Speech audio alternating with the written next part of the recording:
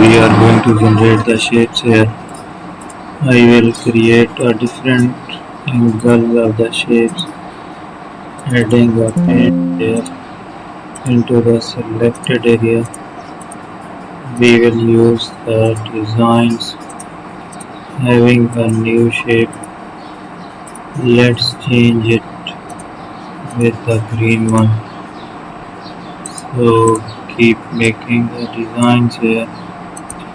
Explore the new options we are finding. Let's generate a design there. So there we are.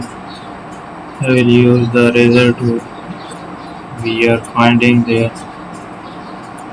Thank you for watching our video. Don't forget to subscribe.